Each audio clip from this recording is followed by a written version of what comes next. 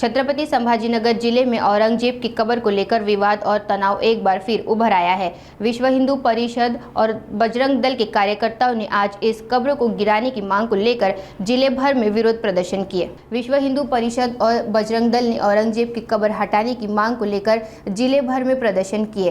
प्रदर्शनकारियों ने प्रशासन से तत्काल कार्रवाई की मांग की और ज्ञापन सौंपा। सुरक्षा को ध्यान में रखते हुए कुलताबाद में भारी पुलिस तैनात की गई। विश्व हिंदू परिषद और बजरंग दल ने चेतावनी दी की मांग पूरी नहीं हुई तो वे बड़ा आंदोलन करेंगे। एकच मागणी आहे आमची। आपल्या छत्रपती संभाजीनगर जिल्ह्यामध्ये जी औरंगजेबाची कब्र आहे ती कब्र लवकरात लवकर इथून काढून टाकावी अशी आमची सरकारकडे मागणी आहे। संपूर्ण राज्यभर प्रत्येक जिल्हाधिकारी कार्यालय तसेच प्रत्येक तहसीलदार ऑफिस इथे आज विश्व हिंदू परिषद बजरंग दलातर्फे जिल्हाधिकाऱ्यांची तसेच तहसीलदार साहेबांची भेट घेऊन हे निवेदन देण्यात आम्ही आज आंदोलनाचा हा पहिला आमचा टप्पा पूर्ण झालेला आहे। मात्र काही लोक म्हणतात की शिवाजी महाराजांचा इतिहास समजला पाहिजे पुढच्या पिढीला, त्यासाठी ही कबर असायला पाहिजे। शिवाजी महाराजांचा इतिहास लोकांपर्यंत पोहोचण्यासाठी, संभाजी महाराजांचा इतिहास, त्यांनी धर्मासाठी केलेलं बलिदान लोकांपर्यंत पोहोचण्यासाठी ही कबरच असली पाहिजे असं कुठलीही त्याची गरज नाही। इतर अनेक माध्यमातून आपण छत्रपती शिवाजी महाराजांचा, छत्रपती संभाजी महाराजांचा, जसे की आपले पोवाडे आहेत किंवा इतर स्मारक आहेत, छत्रपती शिवाजी महाराजांचे गड किल्ले आहेत, त्यांच्या माध्यमातून शिवाजी महाराजांचा इतिहास येणाऱ्या पिढ्यांपर्यंत आपल्याला पोहोचवायचा आहे आणि शिवाजी महाराजांचा, संभाजी महाराजांचा, छत्रपती संभाजी महाराजांचा आदर्श आपल्याला येणाऱ्या पिढ्यांसमोर ठेवायचा। आपल्याला औरंगजेबाचा आदर्श येणाऱ्या पिढ्यांसमोर नाही ठेवायचा।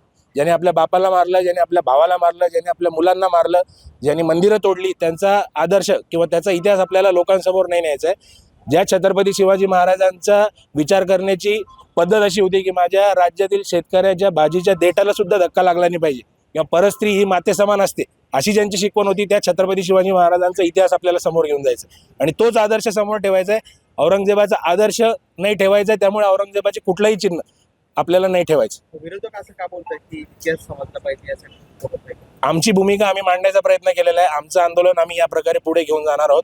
कोण काय म्हणतं यावरती आम्ही सध्या विचार करत नाही आहोत। पुढची रणनीती काय? पहिला पडाव आहे, पहिली प्रक्रिया आहे की शासनाला आम्ही निवेदन दिलेलं आहे आणि या शासनामध्ये सध्या जे मुख्यमंत्री आहेत ते सुद्धा एक शिवभक्त आहेत। त्यांनी स्वतः म्हणलेलं आहे की त्यांची पण इच्छा आहे की ही कबर किंवा हे निशाण कोणतंही असू नये।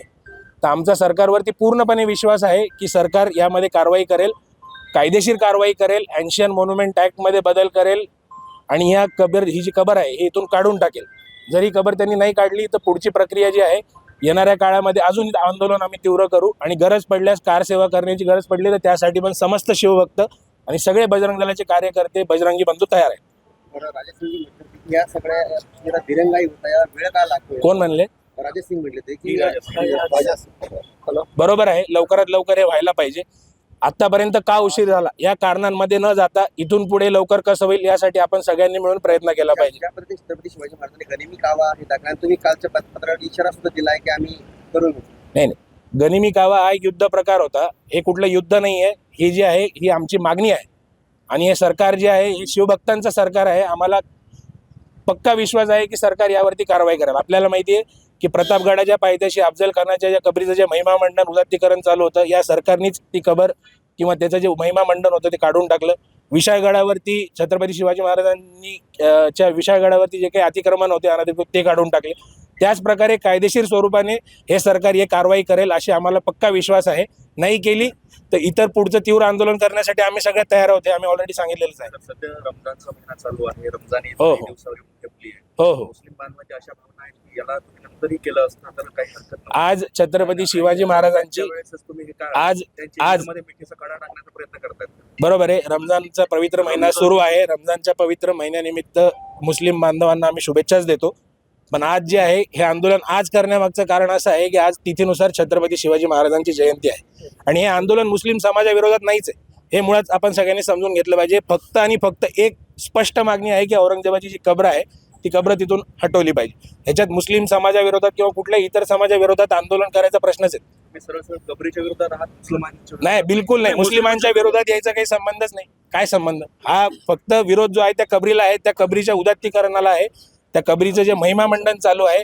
जे राजकीय लोक, इतर लोक त्या कबरीचं तिथं जाऊन डोकं टेकवतात आणि आपापल्या सोशल मीडियावरती फोटो टाकतात, मोठं करणं जे चालू आहे औरंगजेबाला, त्याच्या विरोधात हे आंदोलन आहे। मुस्लिम समाजाच्या विरोधात किंवा कुठल्याही समाजाच्या विरोधात हे आंदोलन नाही।